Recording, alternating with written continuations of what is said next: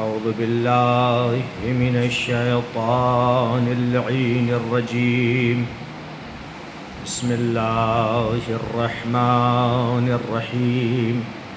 الحمد لله رب العالمين، والعاقبة للمتقين، والجنة للموحدين، والنار للعاصين وللكافرين. والصلاة والسلام والتحية والإكرام على رسول الأنام، الرسول المسدد، والنبي المهذب، النبي الأمي المكي المدني القرشي الهاشمي البتحي الأبتحي، الذي أرسله الله بشيرا ونذيرا بين يدي الساعة، رحمة للعالمين، شفيع المذنبين، مولانا حبيب إله العالمين، أبي القاسم المصطفى محمد. اللهم صل على محمد وآل محمد وآله الطيبين الطاهرين المعصومين المظلومين الغر الميامين، الذين أذهب الله عنهم الرجس وطهرهم تطهيرا.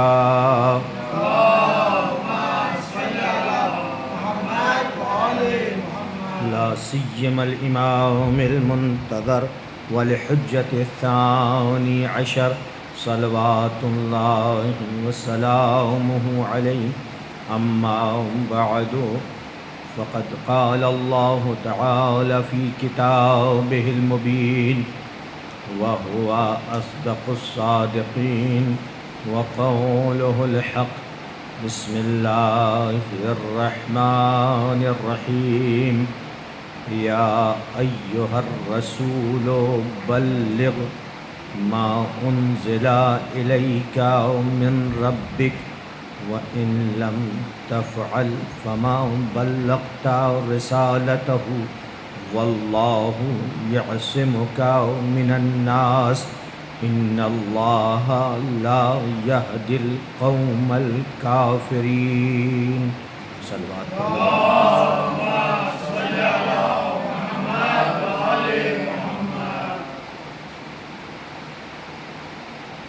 شب شہادت فرزندان جناب مسلم ہے. نہایت ہی مظلومیت کا پہلو اس میں موجود ہے. ان دونوں بچوں میں نہایت ہی مظلوم تھے دونوں بچے. 10 سال سے کم عمر بتائی جاتی ہے. ایک کا نام محمد اور دوسرے بیٹے کا نام ابراہیم تھا. یہ دونوں بچے اس قدر مظلوم تھے کہ جناب مسلم اپنے ساتھ ان دونوں بچوں کو لے گئے تھے. لیکن جب حالات اس طرح کے ہو گئے کہ جناب مسلم کو کوفے میں، جبکہ روایت میں ملتا ہے 18,000 سے لے کر کے 80,000 تک لوگوں نے، اہل کوفہ نے جناب مسلم کے ہاتھوں پر بیعت کی تھی. لیکن ابن زیاد کے ڈرانے کی بنا پر، دھمکی دینے کی بنا پر اس وقت کا جو کوفے کا حاکم تھا نعمان بن بشیر۔ جب نعمان بن بشیر نے دیکھا کہ جناب مسلم کے ہاتھوں پر اتنے لوگوں نے بیعت کر لی ہے، اس نے مسجد میں جا کر کے منبر پر اعلان کیا، یزید کے خوف سے ڈرایا کہ تم لوگوں نے مسلم کے ہاتھوں پر بیعت کی ہے، یزید کی طرف سے فوج آئے گی، لشکر آئے گا، تمہیں قتل کر دے گا، طرح طرح کی دھمکی، خوف، کچھ لوگوں کو لالچ دے کر کے، جو قبیلے کے بڑے تھے، سردار قبیلہ تھے، انہیں لالچ دے کر کے یا ان کو بھی دھمکی دے کر کے جس طرح سے بھی ممکن ہوا جناب مسلم کے خلاف اہل کوفہ کو، جو کہ بیعت کر چکے تھے، کچھ کو تو اپنے ساتھ کر لیا اور کچھ کیا اکثریت یہ تھی کہ وہ خوف اور ڈر کی بنا پر خانہ نشین ہو گئے، ڈر گئے۔ تو جناب مسلم، ابھی گفتگو آئے گی، جناب مسلم کا جب ساتھ اہل کوفہ نے چھوڑ دیا تو جناب مسلم گھر میں، سب نے نہیں، اکثر نے چھوڑا تھا اور کچھ ساتھ تھے، گھروں میں چھپ چھپ کر رہ رہے تھے۔ ساتھ میں آپ کے یہ دو بیٹے بھی تھے جن کو آپ لے کر کے گئے تھے، محمد اور ابراہیم۔ جب آپ نے یہ محسوس کیا کہ ہمارے لیے امن نہیں ہے، ہمارے دونوں بچوں کے لیے بھی امن نہیں ہے، تو آپ نے ان دونوں بچوں کو، محمد اور ابراہیم کو، جن کی عمر 10 سال سے کم تھی،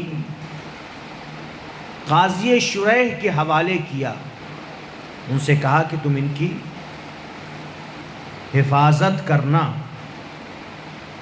اور اس نے حفاظت کرنے میں کوئی کمی نہیں کی۔ لیکن پھر جب جناب مسلم کی شہادت واقع ہو گئی تو چونکہ ابن زیاد کو بتایا گیا تھا کہ مسلم اپنے دو بچوں کے ساتھ آئے ہیں، جب جناب مسلم کو شہید کر دیا تو اب اس نے، ابن زیاد لعنت اللہ علیہ نے اعلان کرا دیا کہ مسلم کے دونوں بچے جس کے یہاں ملیں گے یا جس کو بھی مسلم کے بچوں کے حالات کا علم ہوگا، وہ مجھ تک خبر نہیں دے گا، اس کا خون مباح ہو جائے گا۔ یہ ابن زیاد کی طرف سے اعلان ہوا، قاضی شریح تک بھی بات پہنچی۔ قاضی شریح بھی خوفزدہ ہوا، کیونکہ ایسا ظالم و جابر تھا ہی یہ ابن زیاد، لہٰذا اس نے جناب مسلم کے بیٹوں سے تذکرہ کیا اور بیان کیا کہ ایسا ایسا ہے۔ اس سے پہلے نہیں بتایا تھا، لیکن جب اعلان ہو گیا تب قاضی شریح نے جناب مسلم کے دونوں بیٹوں کو جناب مسلم کی شہادت کی خبر دی۔ جب بچوں نے اپنے باپ کی شہادت کی خبر سنی، کم سن بچے، کیا عمر ہوتی ہے، میں نے ابھی جو عرض کیا نا، یہ دونوں بچے نہایت ہی مظلوم تھے۔ خبر سنی، 10 سال سے کم کی عمر ہے بچوں کی، تڑپ تڑپ کر رونے لگے جب اپنے باپ کی شہادت کی خبر سنی، بے پناہ تڑپ تڑپ کے گریہ کر رہے تھے۔ روایت کا جملہ ہے، قاضی شریح نے بہت ہی محبت دے کے، شفقت دے کر کے ان بچوں کو تسلی دی، اور پھر اس کے بعد ان بچوں سے یہ کہا کہ قاضی شریح کا یہ اعلان ہے کہ جس کے یہاں یہ بچے ملیں گے یا جس کو بھی ان بچوں کے حالات کا علم ہوگا وہ خبر نہیں دے گا، اس کا خون مباح ہے۔ خون مباح ہے یعنی اسے قتل کر دیا جائے گا۔ تو جب بچوں سے یہ کہا تو بچے بالکل خوف زدہ ہو گئے، ڈر گئے، چھوٹے بچے ہیں۔ جب بچے خوف زدہ ہوئے تو قاضی شریح نے کہا تم گھبراؤ نہیں، ڈرو نہیں، میں تم کو ابن زیاد کے سپرد نہیں کروں گا۔ کیونکہ بچے یہ خوف زدہ ہوئے کہ ابن زیاد کا اعلان ہے اور مجھ سے یہ کہا جا رہا ہے تو مجھے ابن زیاد کے حوالے کرنا چاہ رہا ہے، لہٰذا بہت ہی خوف زدہ ہو گئے تھے۔ تو قاضی شریح نے کہا تم ڈرو نہیں، میں تم کو ابن زیاد کے حوالے نہیں کروں گا، بلکہ میں کسی مطمئن شخص کے ذریعے تم کو مدینے پہنچا دوں گا۔ ان دونوں بچوں سے کہا کسی مطمئن شخص کے ذریعے تم کو مدینے پہنچا دوں گا، اور پھر یہ کہا کہ سنا ہے ایک قافلہ جانے والا ہے مدینے، اس قافلے میں ایک مطمئن شخص کے حوالے تم کو کرنا چاہتا ہوں۔ پھر اس کے بعد اس نے اپنے بیٹے، قاضی شریح کے بیٹے کا نام تھا اسد، اپنے بیٹے اسد سے کہا کہ انہیں لے جا کر کے جو قافلہ مدینے جانے والا ہے، کوفے سے مدینہ، اس قافلے میں ایک مطمئن شخص کے حوالے لے جا کر دو۔ اور جس روایت میں جو روایت میں پڑھ رہا ہوں، اس روایت میں یہ بھی آیا ہے کہ قاضی شریح نے ہر ایک کو 50,000 ہزار دینار دیے، دونوں بچوں کو خرچ کے لیے، کیونکہ ابھی عرض کروں گا کہ جناب مسلم 15 رمضان کو چلے تھے مکے سے مدینے، مدینے سے پھر کوفے کی طرف روانہ ہوئے تھے اور 5 شوال کو پہنچے تھے۔ 20 دن میں 5 شوال کو کوفہ پہنچے تھے، لہٰذا بچوں کے لیے خرچ کے لیے دیا اور اپنے بیٹے کے حوالے کیا۔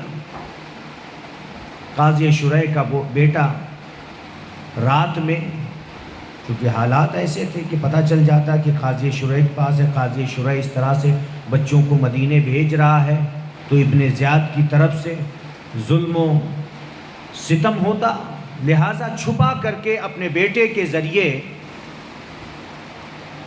قافلے کے پاس بھیجا، رات میں لے کر کے بیٹا چلا، لیکن جب آیا جہاں سے قافلہ نکلنے والا تھا، وہ قافلہ جا چکا تھا، لیکن دور سے قافلے کی سیاہی نظر آ رہی تھی کہ قافلہ جا رہا ہے، دور سے دکھائی پڑ رہا تھا۔ لہٰذا قاضی شریح کے بیٹے نے پسران مسلم، فرزندان مسلم سے یہ کہا کہ وہ قافلہ جا رہا ہے، تم لوگ جاؤ قافلے کے پیچھے اور تیز جاؤ تاکہ قافلے کو پا جاؤ، قافلے سے پیچھے نہ رہ جاؤ۔ چنانچہ بچے چلے، قافلہ بھی اسی حساب سے چل رہا ہے، چھوٹے بچے ہیں، کس قدر تیز چلتے رہے لیکن قافلے کو نہ پا سکے۔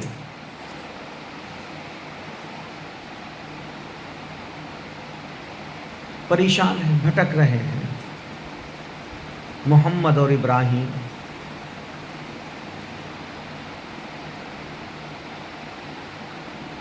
پھر اس کے بعد کسی اہل کوفہ نے، کسی کوفی نے، کوفے کے باشندے نے ان دونوں بچوں کو دیکھا، چونکہ ابن زیاد کی طرف سے اعلان عام ہو ہی چکا تھا۔ اس نے ان دونوں بچوں کو لا کر کے ابن زیاد کے حوالے کر دیا، اور ابن زیاد نے قید خانے میں ان دونوں بچوں کو رکھ دیا۔ 1 سال تک یہ بچے قید خانے میں تھے۔ جناب مسلم کی مظلومیت، جناب مسلم کے بچوں کی مظلومیت، خود جناب مسلم کی زوجہ کی مظلومیت۔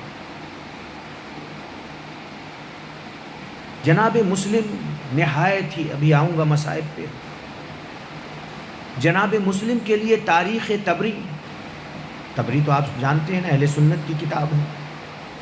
تاریخ تبری میں تبری نے اپنی کتاب میں جناب مسلم کے سلسلے میں یہ لکھا ہے کہ یہ کوفے میں پیدا ہوئے، پاک و پاکیزہ، شجاع، دلیر، باشرف خاندان سے تعلق تھا۔ مصائب سے پہلے جناب مسلم کی شجاعت، علم، شہامت، جمع مردی، فصاحت و بلاغت ملاحظہ کیجئے۔ پھر اس کے بعد جناب مسلم کی مظلومیت، پھر جناب مسلم کے بعد جناب مسلم کے 4 بچے تھے، 4 بیٹے 1 بیٹی، 2 بیٹے کربلا میں شہید ہوئے، 2 بیٹے اس طرح سے جن کا تذکرہ ہوگا، جن کی شب شہادت ہے، اور بیٹی جس کا نام حمیدہ یا ام حمیدہ یا عاتقہ ذاکرین پڑھتے ہیں، جو شام غریبہ میں گھوڑوں کی ٹاپوں سے پامال ہو گئی تھی۔ نہایت ہی جناب مسلم کی مظلومیت، ان کے 4 بچوں کی مظلومیت، بیٹی کی مظلومیت، اور جناب مسلم کی زوجہ رقیہ جو مولا ابو الفضل العباس کی بہن تھی، مولا کائنات اور ام البنین کی بیٹی تھی۔ تو لکھا ہے تاریخ تبری میں کہ نہایت شجاع، دلیر، بہادر تھے، بہادر خاندان سے تعلق تھا، اور تبری لکھتے ہیں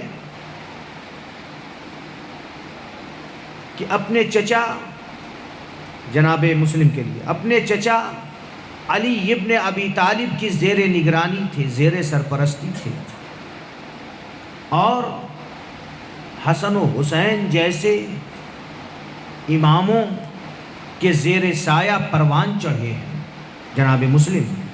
اور پھر لکھتے ہیں اسی وجہ سے جناب مسلم علم و تقوی، زہد و پرہیزگاری اور دوسرے فضائل و کمالات میں بے مثال تھے۔ تمام فضائل و کمالات سے جناب مسلم آراستہ تھے، اور جناب مسلم کس کے بیٹے تھے؟ صحابی رسول، وہ صحابی رسول جو نبی کے چچا زاد بھائی تھے۔ کون؟ عقیل ابن ابو طالب، ابن ابی طالب، اور دادا کون ہیں ان کے؟ محسن اسلام، کفیل رسول جناب ابو طالب۔ جناب مسلم جناب عقیل کے بیٹے اور جناب ابو طالب کے پوتے، اور ماں کون تھی؟ جناب مسلم کی ماں کا نام علیہ تھا، ایلیہ نہیں اور عالیہ بھی نہیں، علی سے علیہ، جو خاندان فرزندہ، بعض کتابوں میں ہے کہ ایرانی نسل کی تھی، ان کی والدہ علیہ تھی، نہایت و پاک و پاکیزہ بیوی تھی، اور جناب مسلم کے لیے علماء اہل سنت کے علماء رجال نے لکھا ہے جناب مسلم کے بارے میں کہ یہ ایک بہترین مورخ تھے، راوی حدیث تھے، کہ جن سے صفوان بن موہب نے روایت نقل کی ہے جناب مسلم سے۔ جناب مسلم کی شجاعت کا پہلو زیادہ تر ہم لوگوں نے سنا ہے منبر سے۔ جناب مسلم کی شجاعت کا پہلو یقیناً شجاعت میں بے مثال تھے۔ ایک جناب مسلم، ایک مولا ابو الفضل العباس اور عبداللہ ابن جعفر بھی تھے، جناب علی اکبر بھی تھے۔ جناب مسلم کے لیے لکھا کہ ایک بہت بڑے فقیہ اور عالم تھے جناب مسلم، اور اس سے اندازہ ہوتا ہے کہ امام حسین اپنا نمائندہ بنا کر بھیج رہے ہیں، جس کو اپنا نمائندہ بنا کر کے بھیج رہے ہیں، کیا وہ معمولی شخصیت ہوگی؟ نمائندہ کتنے خطوط آئے تھے؟ کوفے کی طرف سے 12,000 خطوط تھے، 12,000 خطوط کا جواب دے رہے ہیں اور نمائندہ بنا کر بھیج رہے ہیں۔ کس کو بھیجا؟ جناب مسلم ابن عقیل کو۔ اس سے پتہ چلتا ہے کہ جناب مسلم کا کیا مقام تھا، کیا رتبہ تھا۔ ایک بہت بڑے فقیہ تھے جناب مسلم، اور جناب مسلم کی شادی بھی جیسا کہ عرض کیا مولا کائنات نے اپنی بیٹی رقیہ سے کی، جن سے 4 بیٹے اور 1 بیٹی۔ اور جناب مسلم مولا کائنات کے زمانے میں اس وقت بھی جناب مسلم کی شجاعت بے مثال تھی۔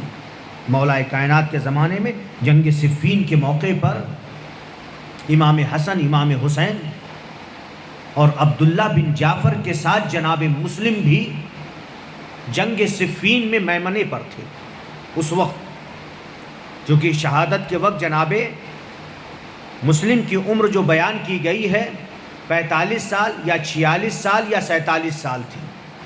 جناب مسلم کی عمر شہادت کے وقت کتنی تھی؟ 45، 46 یا 47 سال تھی۔ تو جنگ صفین میں جناب مسلم ان 2 اماموں کے ساتھ اور عبداللہ بن جعفر کے ساتھ میمنے پر تھے، جنگ لڑی، اور پھر اس کے بعد مولا کائنات کے بعد امام حسن کے وفادار اور جان نثار لوگوں میں سے تھے جناب مسلم، اور پھر اس کے بعد جناب مسلم امام حسین علیہ السلام کے ساتھ جب مدینے سے سفر کیا 28 رجب کو، صلوات پڑھ دے بر محمد۔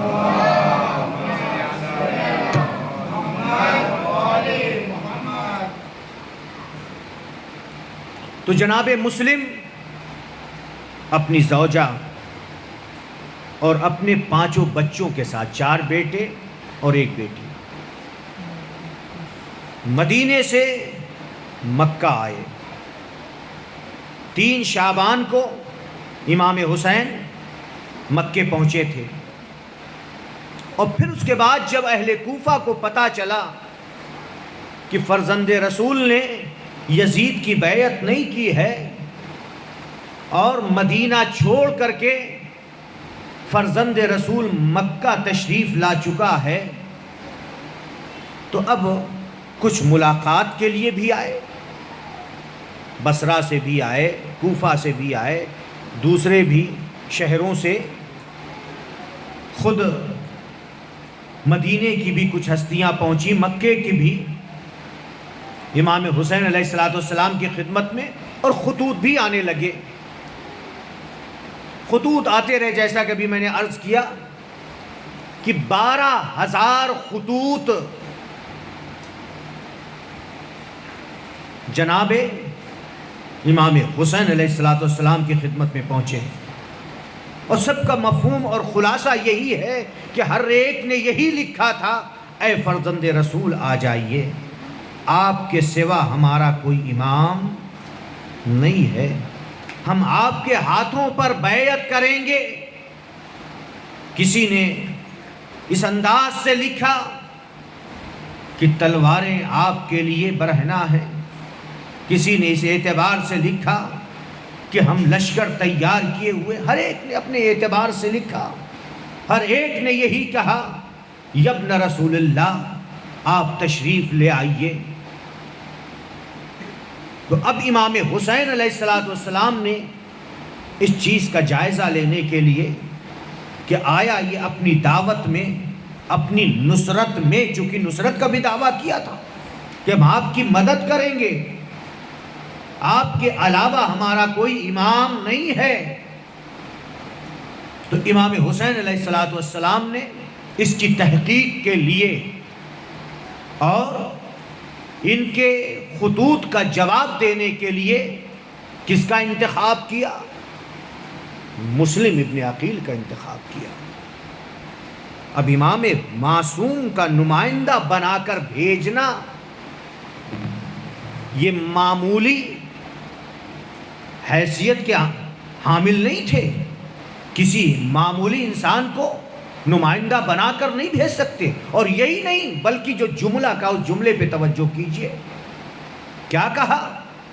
اہل کوفہ کو جو خط لکھا بسم اللہ الرحمن الرحیم کہہ کے، خط یہ لکھا انی باعث علیکم اخی وابن عمی وثقتی من اہل بیتی، میں تمہاری طرف، یا دوسری کتابوں میں ہے قد ارسلت الیکم یا انی باعث، دونوں جملے ہیں، تمہاری طرف میں اسے بھیج رہا ہوں جو میرا بھائی ہے۔ معمولی جملہ نہیں ہے، نبی نے علی کو بھائی کہا تھا اور بھائی بنایا بھی تھا۔ کیا جملہ ہے؟ 2 جملے ہیں۔ پہلے کیا بتایا کہ میں اپنے بھائی کو بھیج رہا ہوں، اور پھر جو رشتہ تھا وہ رشتہ بھی بتایا۔ اس کا مطلب یہ ہے کہ رشتہ اپنی جگہ پر ہے۔ جناب مسلم کو امام حسین نے اپنا بھائی بنا کر بھیجا، انی باعث علیکم اخی، اپنے بھائی کو، وابن امی، اپنے ابن ام کو، وثقتی من اہل بیتی، میرے اہل بیت میں جو میرا مورد اعتماد تھا، جو میرا ثقہ تھا، جس پر مجھے بھروسہ تھا، میں اسے بھیج رہا ہوں۔ اب امام کے لیے مورد ثقہ ہونا معمولی چیز نہیں ہے۔ پھر جناب مسلم سے یہ فرمایا اے مسلم میں تم کو کوفہ بھیج رہا ہوں، دیکھو جو اللہ کی پسند ہوگی، جو چیز اللہ کے لیے مورد پسند، مورد رضایت ہوگی، وہ تمہارے لیے اختیار کرے گا۔ اور دیکھو ہم امید کرتے ہیں کہ شہداء میں ہم بھی شریک ہوں گے۔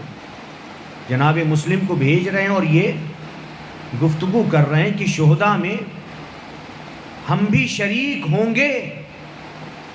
اور پھر جناب مسلم سے فرمایا اے مسلم، جو اللہ کی رضا ہوگی اس پہ راضی رہنا،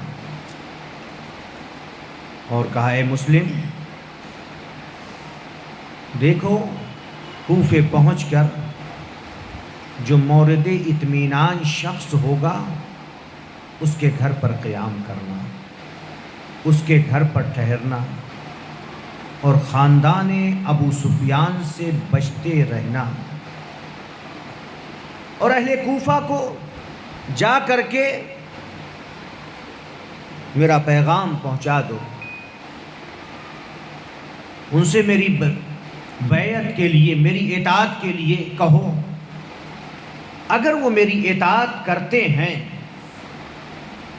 تو مجھے باخبر کرنا، میں اس پر عمل کروں گا، لیکن اگر وہ میری اطاعت نہیں کرتے ہیں، مخالفت کرتے ہیں، تو تم فوراً واپس چلے آنا۔ یہ امام حسین نے چلتے وقت جناب مسلم کو سمجھایا تھا، اور یہ بھی کہا کہ اہل کوفہ کے ساتھ نرمی سے پیش آنا۔ یہ سب باتیں سمجھا کر جناب مسلم کو سینے سے لگایا اور گریہ کیا زار و قطار، کیونکہ امام تھے، جانتے تھے کہ کیا ہونا ہے، اسی لیے یہ لفظ بھی کہہ دیا تھا کہ مسلم، میں امید کرتا ہوں کہ شہداء میں ہم بھی قرار پائیں گے۔ اس سے اشارہ یہی تھا کہ مسلم جا رہے ہیں، شہید ہو جائیں گے اور ہم بھی شہید کیے جائیں گے۔ جناب مسلم 15 رمضان کو رخصت کیا۔ کہاں سے رخصت کر رہے ہیں؟ مکے سے۔ 15 رمضان کو جناب مسلم 3 افراد کے ساتھ، ایک کا نام قیس بن مسحر سیداوی ہے، دوسرے کا نام عبد الرحمن ارحبی ہے، تیسرے کا نام عمارہ یا عمارہ سلولی ہے۔ ان 3 کو لے کر نکلے، راتوں رات مکے سے مدینے پہنچے۔ روضہ رسول میں پہنچ کر 2 رکعت نماز پڑھی، اور پھر نماز پڑھنے کے بعد اپنے رشتہ داروں سے، اپنے اعزاء سے ملنے کے لیے راتوں رات مخفیانہ طور پر گئے، اپنے رشتہ داروں سے، اپنے اعزاء سے ملاقات کی، اور پھر ملاقات کرنے کے بعد قبیلہ قیس بن عیلان سے 2 راہنما کو لیا۔ راہنما یعنی راستہ بتانے کے لیے، جو برابر آتے جاتے تھے، ان کو راستہ معلوم ہوتا تھا۔ اب 2 راہنما کو لے کر کے جناب مسلم مدینے سے کوفے کی طرف روانہ ہوئے۔ 5 شوال کو کوفے پہنچے۔ ابھی عرض کیا شروع میں، کتنے دنوں بعد؟ تقریباً 20 دن۔ پھر اب 5 شوال سے لے کر کے جناب مسلم کی شہادت کب ہوئی؟ 9 ذی الحجہ۔ کتنے مہینے تھے وہاں پر؟ 5 شوال سے جوڑیے، ذی قعدہ، ذی الحجہ، کتنے دن؟ 2 مہینے 4 دن یا 5 دن؟ 2 مہینے 4 دن یا 5 دن جناب مسلم کوفے میں تھے۔ تو اب جب جناب مسلم کوفے میں تھے، لوگوں نے بیعت کر لی ہے، تو جناب مسلم، اس پہلو پہ روشنی ڈال دو تو پھر آگے بڑھوں۔ جناب مسلم وہاں پہ نماز بھی پڑھاتے تھے، لوگوں کے مسائل بھی حل کرتے تھے، جس کے متعلق بھی چونکہ حسین کی طرف سے، حسین ابن علی علیہ السلام کی طرف سے نمائندہ بن کر گئے ہیں، صرف خط پہنچانے نہیں گئے تھے۔ جناب مسلم قاصد نہیں تھے، امام حسین کے قاصد نہیں تھے، نمائندہ بن کے گئے تھے، جانشین بن کر کے گئے تھے امام حسین کے بعد۔ اور امام حسین نے ایسے کا انتخاب کیا تھا جو فقیہ تھا، تمام کے مسائل کو جناب مسلم حل فرماتے تھے۔ جب جناب مسلم گئے تو امام حسین نے جیسا کہ نصیحت کی تھی، اس کے مطابق مختار کے گھر پر جا کر قیام کیا۔ اور پھر جب اہل کوفہ کو خبر ہوئی کہ مسلم تشریف لا چکے ہیں، اہل کوفہ گروہ در گروہ جمع ہونے لگے، اکٹھا ہونے لگے، مسیب کے گھر پر سب اکٹھا ہوئے، جناب مسلم مسیب کے گھر پر آئے، اہل کوفہ آتے رہے جناب مسلم کے ہاتھوں پر بیعت کرتے رہے، یہاں تک کہ کافی اہل کوفہ مسیب کے گھر میں اکٹھا ہو گئے۔ جب کافی اہل کوفہ آ گئے، اب جناب مسلم کھڑے ہوئے۔ جناب مسلم جو خط لے کر کے گئے تھے، اس خط کو پڑھنے کے لیے پورے بھرے مجمع میں کھڑے ہوئے کہ امام حسین کا خط پڑھیں۔ جب جناب مسلم نے خط نکالا، جب اہل کوفہ نے صرف امام حسین کا خط دیکھا، خط دیکھ کر زار و قطار رونا شروع کر دیا۔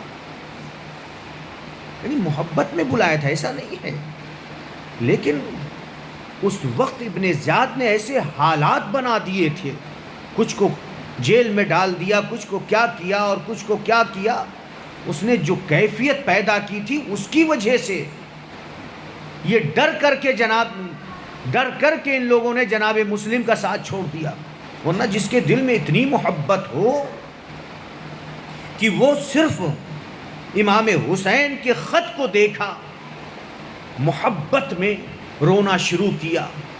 اور جب جناب مسلم نے خط کو کھولا اور خط کھولنے کے بعد بسم اللہ الرحمن الرحیم کہہ کے خط کو پڑھنا شروع کیا، تو ملتا ہے مقتل کا جملہ ہے، اہل کوفہ اس طرح سے تڑپ تڑپ کر کے رو رہے تھے کہ ایک دوسرے کے اوپر گر پڑ رہے تھے، اس طرح سے تڑپ کر کے رو رہے تھے امام حسین علیہ السلام کے خط کو سن کر کے۔ اور پھر اس کے بعد عابس ابن شبیب شاکری کھڑے ہوئے۔ جب جناب مسلم امام حسین کا خط پڑھ چکے، خدا کی حمد و ثنا کے بعد عابس ابن شبیب شاکری نے یہ کہا، آپ مجھے جب بھی بلائیں گے میں آپ کی آواز پر لبیک کہوں گا، اور میں ہمیشہ آپ کی رکاب میں رہوں گا اور آپ کے دشمنوں سے لڑنے کے لیے تیار ہوں۔ یہ کہا، بیان کیا کہ لوگوں کے دلوں میں کیا چل رہا ہے مجھے نہیں معلوم، لیکن میں اپنی طرف سے۔ حبیب ابن مظاہر کھڑے ہوئے، حبیب ابن مظاہر نے بھی عابس ابن شبیب شاکری کی بات کی تصدیق کی اور یہی باتیں کہیں۔ اسی طرح سے سعید ابن عبداللہ کھڑے ہوئے، انہوں نے بھی یہی باتیں کہیں۔ یہ خبر جب نعمان ابن بشیر تک پہنچی، تو اب نعمان ابن بشیر مسجد پہنچا، اور مسجد پہنچ کر کے اس نے لوگوں کو یزید کا خوف دلانا شروع کیا، طرح طرح سے مختلف انداز سے۔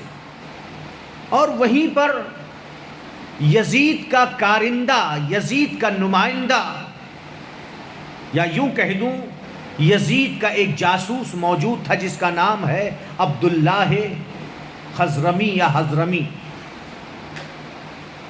اس نے جب یہ کیفیت دیکھی تو اس نے جناب مسلم کے ہاتھوں پر اہل کوفہ کی بیعت کو حاکم کوفہ نعمان بن بشیر کی کمزوری تصور کیا، اور یہ کہا کہ یہ حاکم کوفہ کی کمزوری ہے کہ حاکم کے ہوتے ہوئے اہل کوفہ مسلم کے ہاتھوں پر بیعت کریں۔ اور پھر اس کے بعد اس نے، چونکہ جاسوس تھا ہی، اس نے حالات کوفہ ایک خط لکھا یزید کو اور کوفے کے حالات بیان کیے، اور جناب مسلم کے آنے کی بھی خبر یزید لعنت اللہ علیہ کو دی۔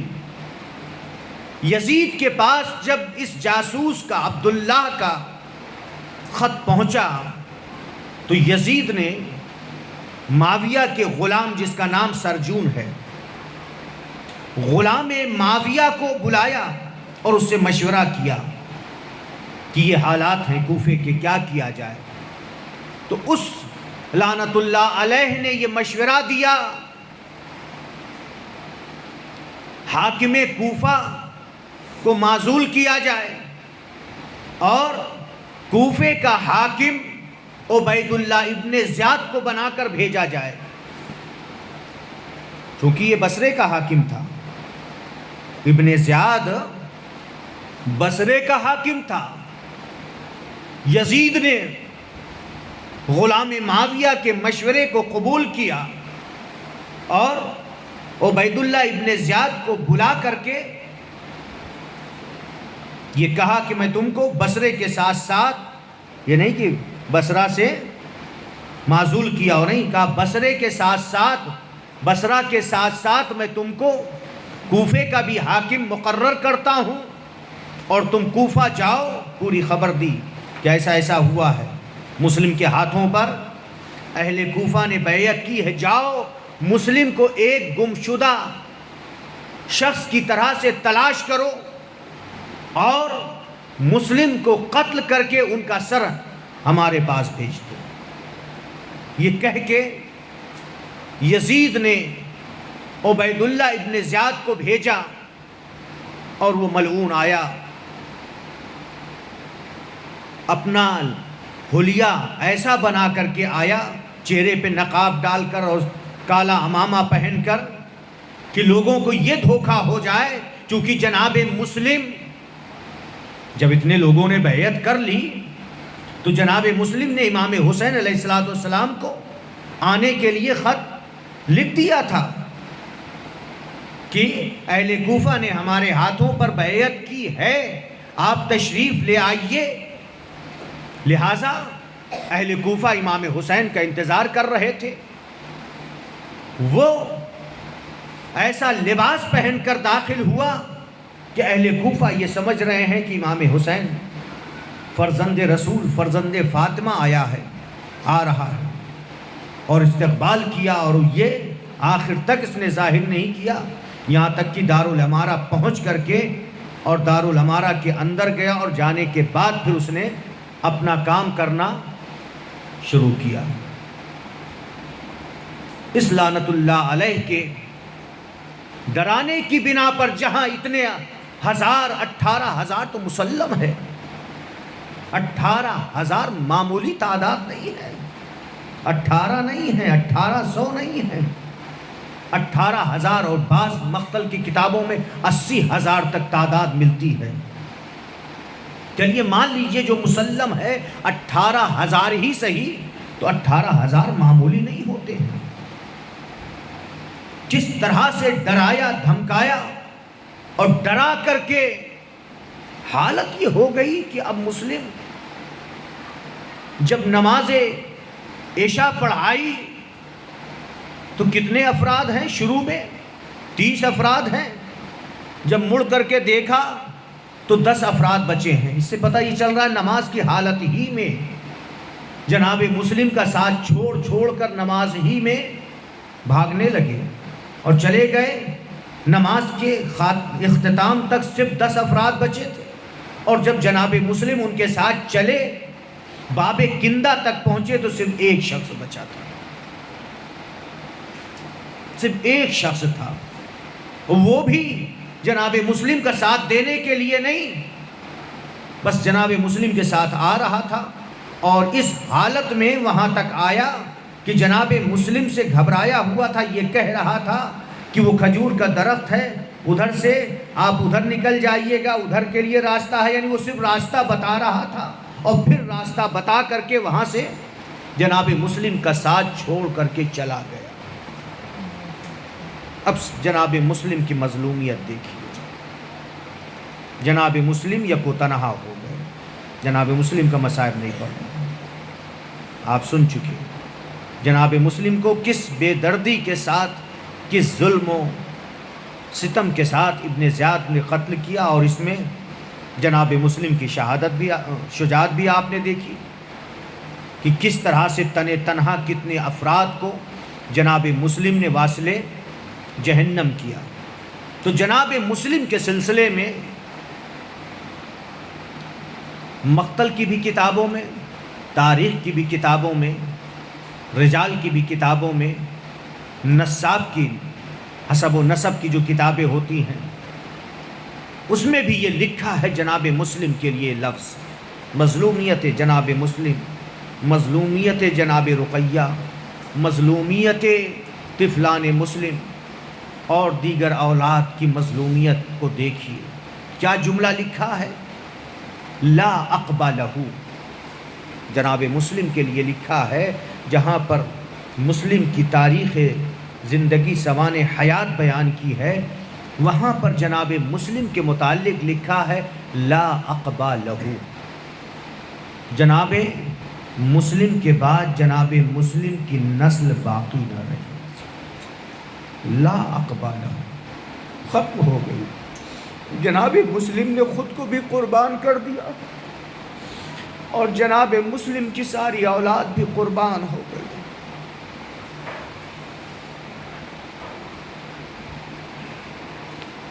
کیا لکھا؟ لا اقبا لہو۔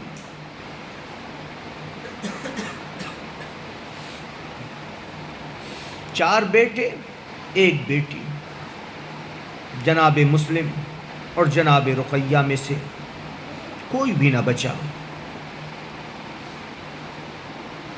جناب مسلم کوفہ آ گئے تھے، لیکن جناب مسلم کی زوجہ اپنے 2 بیٹوں اور ایک بیٹی کے ساتھ امام حسین کے ساتھ ساتھ تھی۔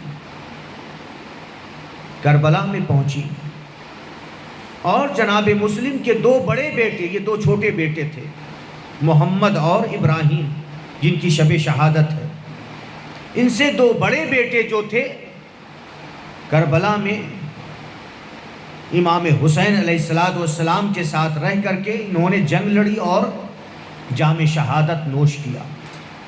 2 بچے کربلا میں، 2 بیٹے جناب مسلم کے کربلا میں شہید ہوئے، اور پھر اس کے بعد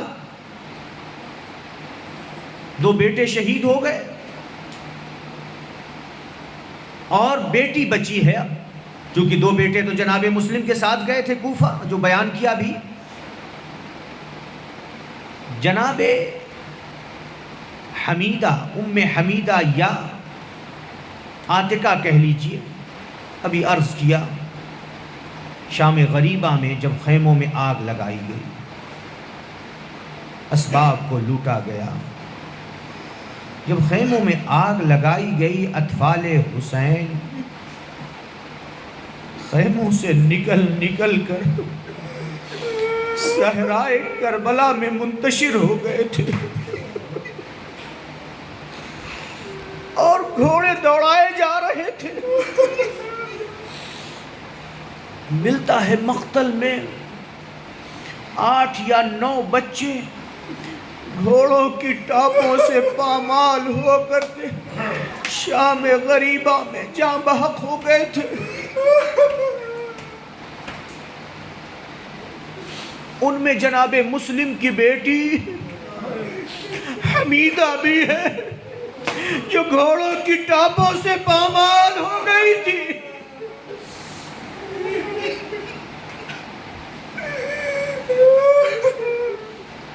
اب رقیہ بچی ہے، جناب رقیہ بھی جب اسیر کر کے لے جایا گیا،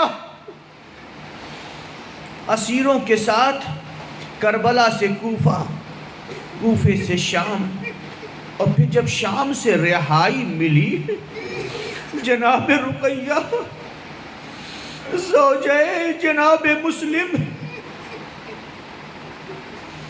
امام سجاد جناب زینب اور ام کلثوم کے ساتھ مدینے تشریف لائیں، لیکن مظلومیت رقیہ دیکھیے۔ اب جب مدینے تشریف لائیں تو اب 4 بچے نہیں، بیٹی نہیں، مسلم نہیں، جناب رقیہ ایک تنہا آئی۔ لیکن جناب رقیہ کی مظلومیت دیکھیے مقتل میں لکھا ہے جب امام حسین مدینے سے نکلے تو حاکم مدینہ نے 3 کے گھر کو پامال کر دیا، منہدم کر دیا تھا، زمین بوس کر دیا تھا، امام حسین کے گھر کو منہدم کیا تھا، جناب ابو الفضل عباس کے گھر کو منہدم کیا، اور جناب مسلم کے گھر کو منہدم کر کے زمین بوس کر دیا تھا۔ اب رقیہ جب پلٹ کر کے مدینے آئی تو رہنے کے لیے گھر بھی نہیں ہے، کچھ دنوں سید سجاد کے گھر پر، کچھ دنوں جناب زینب کے گھر پہ رہتی تھی اور مسلسل گریہ کرتی رہتی تھی، یہاں تک کہ وقت ایسا آیا کہ اب جناب رقیہ نہ کھانا کھاتی ہے نہ پانی پیتی ہے، مسلسل رو رہی ہے۔ مقتل کا جملہ ہے ماتت کمدا، روتے روتے گریہ کرتے کرتے جناب رقیہ جاں بحق ہو گئی، جناب رقیہ کی وفات واقع ہو گئی۔ آپ نے ملاحظہ کیا جناب رقیہ اس طرح سے، اسی لیے مقتل میں لکھا ہے لا اقبلہ، جناب مسلم کے بعد جناب مسلم کی نسل ختم ہو گئی، جناب مسلم کی نسل میں کوئی باقی نہ رہا۔ ابن زیاد نے جو 2 بچے محمد و ابراہیم تھے ان کو گرفتار کر کے جو قید خانے میں ڈالا تھا تو داروغہ زندان سے یہ کہا تھا دیکھو ان بچوں کو اچھا کھانا اور ٹھنڈا پانی نہ دینا۔ داروغہ زندان اسی پر عمل کرتا رہا۔ ایک مرتبہ جب 1 سال گزر گیا قید خانے میں، 1 سال کا عرصہ گزر گیا تو چھوٹے بھائی نے بڑے بھائی سے کہا بھائی لگتا ہے ہم اسی قید خانے میں مر جائیں گے، اسی قید خانے میں پگھل جائیں گے۔ چونکہ داروغہ زندان بچے دن میں روزہ رکھتے تھے، صرف شام کے وقت 2 جو کی روٹیاں اور 1 کوزے میں پانی لے کر کے آتا تھا۔ جب داروغہ زندان ہفتے معمول جو کی 2 روٹیاں اور 1 کوزے میں پانی لے کر کے آیا، بچوں نے کہا اتعرف محمد المصطفیٰ، کیا تو محمد مصطفیٰ کو پہچانتا ہے؟ بچوں نے کہا، اس داروغہ زندان نے کہا کیوں نہیں، ہوا نبی و شفیع الناس، وہ تو ہمارے نبی ہے اور شفیع روز جزا ہے، انہیں کیوں نہیں پہچانیں گے؟ پھر بچوں نے کہا کیا تو جعفر کو پہچانتا ہے؟ اس نے کہا کیوں نہیں، وہ تو جعفر طیار ہے، اللہ نے انہیں 2 پر عنایت کیے ہیں جو جنت میں پرواز کرتے ہیں۔ پھر بچوں نے کہا اتعرف علی ابن ابی طالب، کیا تو علی ابن ابی طالب کو پہچانتا ہے؟ داروغہ زندان نے کہا کیوں نہیں، وہ تو ہمارے امام ہیں۔ داروغہ زندان اس سے پتا چلتا ہے محب اہل بیت تھا۔ پھر بچوں نے کہا کیا تو مسلم ابن عقیل کو جانتا ہے؟ اس نے کہا ہاں میں جانتا ہوں، وہ بھی نبی کے ابن عم کے فرزند ہے۔ جب بچوں نے یہ سنا ایک مرتبہ تڑپ کر کے دونوں بچوں نے کہا نحن من ولد مسلم ابن عقیل، ہم مسلم ابن عقیل کے بچے ہیں، ہم پر تو نے قید کو کیوں تنگ کر رکھا ہے؟ جب داروغہ زندان نے سنا کہ یہ اطرت نبی ہیں، مسلم ابن عقیل کے بچے ہیں، داروغہ زندان قدموں پہ گر پڑا اور روتے ہوئے یہ کہا کہ جاؤ میں زندان کا قید خانے کا دروازہ کھول دیتا ہوں، جاؤ تم مدینے چلے جاؤ۔ اور پہلے یہ کہا تھا کہ قادسیہ جانا۔ داروغہ زندان جس کا نام مشکور ہے اس نے اپنی 1 انگوٹھی دی اور انگوٹھی دینے کے بعد کہا کہ پہلے قادسیہ جانا اور قادسیہ میں میرا بھائی ہے، میرے بھائی کو میری انگوٹھی دکھاؤ گے تو وہ سمجھ جائے گا کہ ہم نے بھیجا ہے، اور ہمارے بھائی سے کہنا وہ تمہارے لیے انتظام کر دے گا اور تم پھر مدینے چلے جانا، ہمارا بھائی تم مدینے پہنچا دے گا۔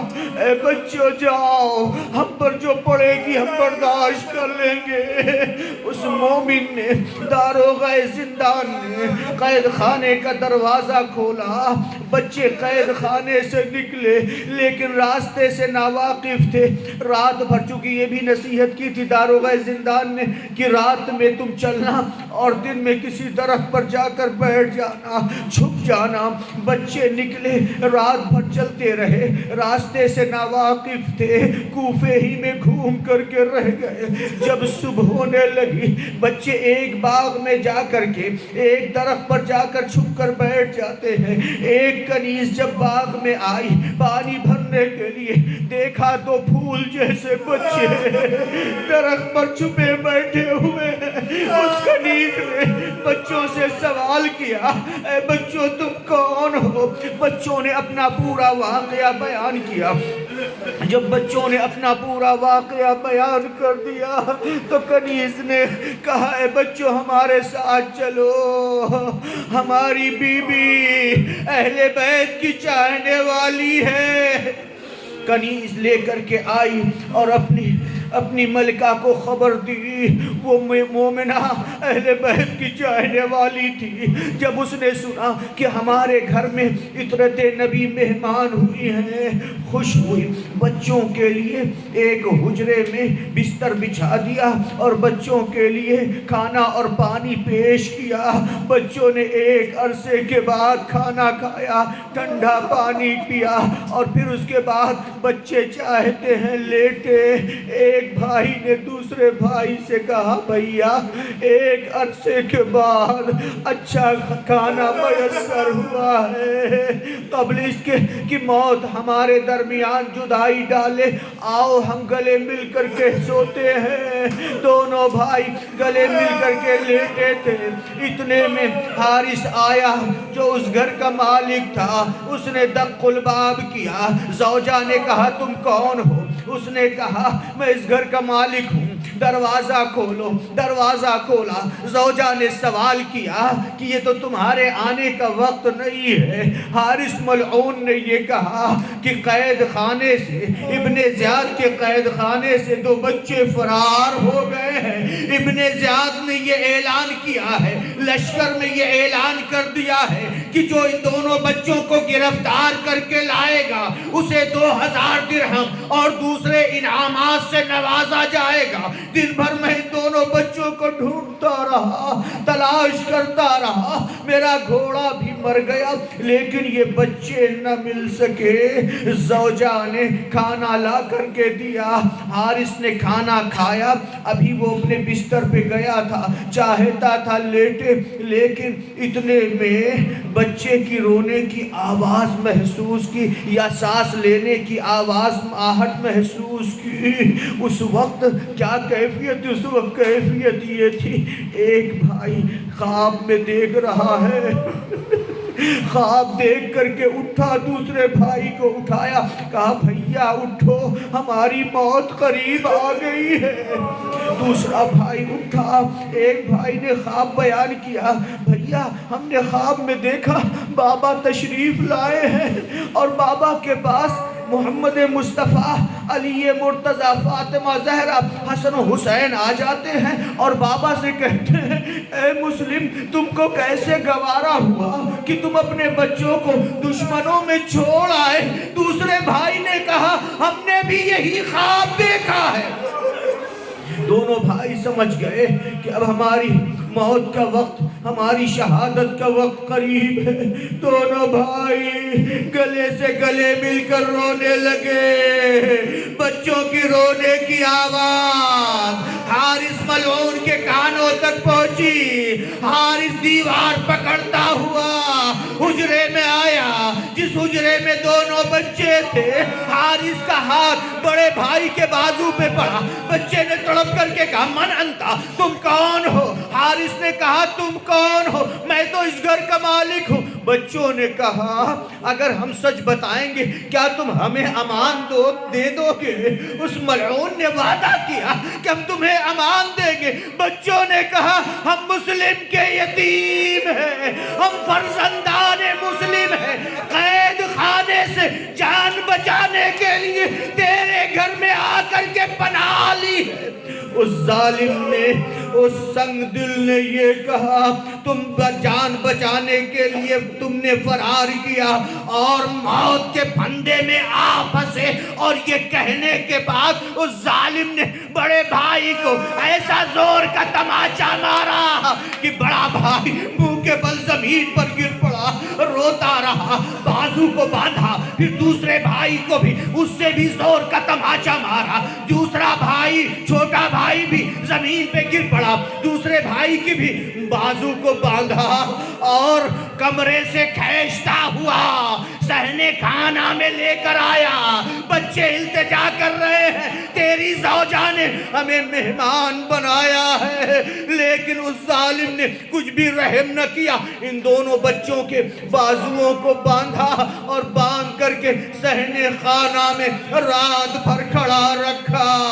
بچے روتے رہے، جب صبح ہوئی بچوں کو قتل کرنے کی غرض سے لے کر کے گھر سے نکلنا چاہ رہا ہے، زوجہ رکاوٹ بن رہی ہے، زوجہ واسطہ دے رہی ہے، تو محمد مصطفیٰ کو کیا منہ دکھائے گا؟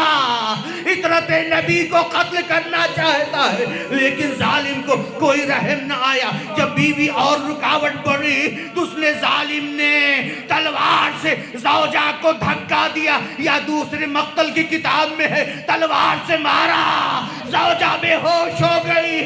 یہ ملعون اپنے غلام اور بیٹے کو لیے ہوئے نہر فرات کے کنارے آیا، غلام کو تلوار دی اور کہا جاؤ ان دونوں بچوں کا سر قلم کر کے میرے پاس لے کر کے آؤ۔ غلام حبشی غلام تھا، ان دونوں بچوں کے پاس آیا، چاہتا ہے بچوں کو قتل کرے۔ ان دونوں بچوں نے کہا اے غلام، اے سواد، تمہاری سیاہی مؤذن رسول سے کس قدر مشابہ ہے۔ اس غلام نے سوال کیا اے بچوں تم کون ہو؟ بچوں نے کہا ہم عطرت نبی ہیں۔ جب غلام کو پتا چلا عطرت نبی ہے، تلوار کو پھینکی، نہر فرات سے پار جانے لگا۔ حارث نے آواز دی اے غلام تو نے ہماری نافرمانی کی ہے۔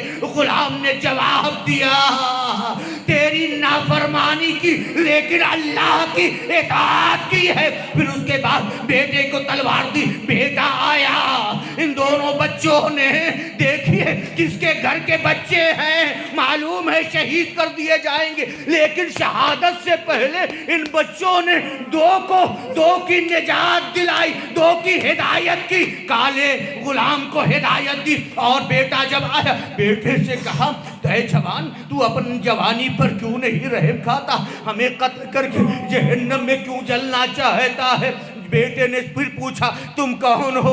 اس نے بچوں نے کہا کہ ہم عطرت نبی ہیں، ہم مسلم کے یتیم ہیں، تیری ماں نے ہمیں مہمان کیا، تیرا باپ ہمیں قتل کرنا چاہتا ہے۔ بیٹے نے بھی تلوار پھینکی، نہر فرات کے پار جانے لگا۔ حارث نے آواز دی اے بیٹے تو نے ہماری نافرمانی کی۔ بیٹے نے جواب دیا لیکن خدا کی اطاعت کی ہے۔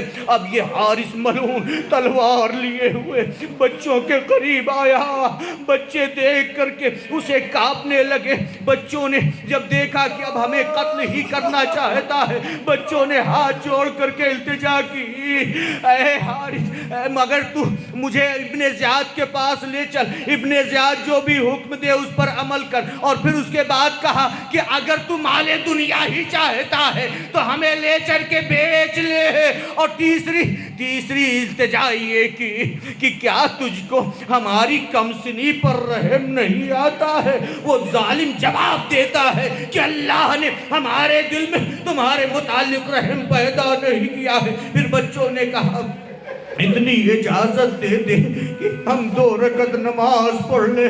دونوں بچوں نے وضو کیا اور وضو کرنے کے بعد 2 رکعت نماز پڑھی۔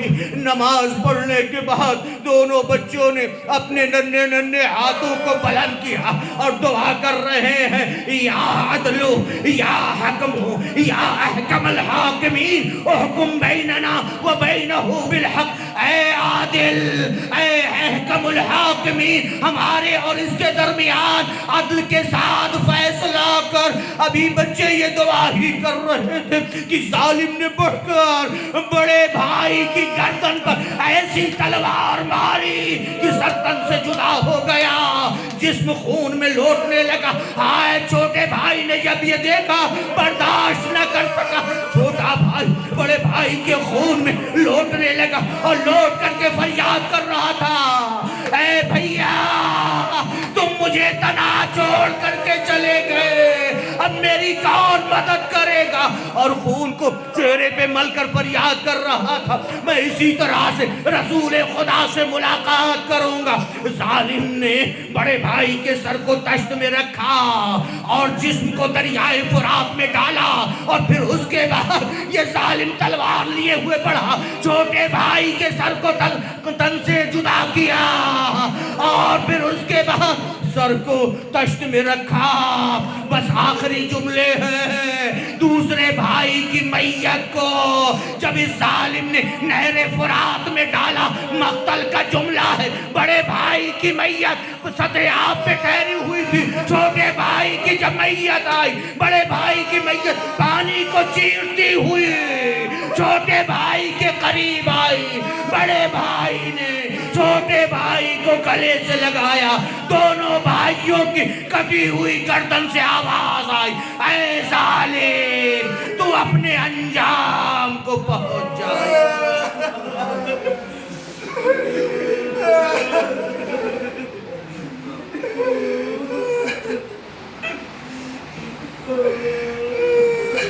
سَيَعْلَمُ الَّذِينَ ظَلَمُوا أَيَّ مُنْقَلَبٍ يَنْقَلِبُونَ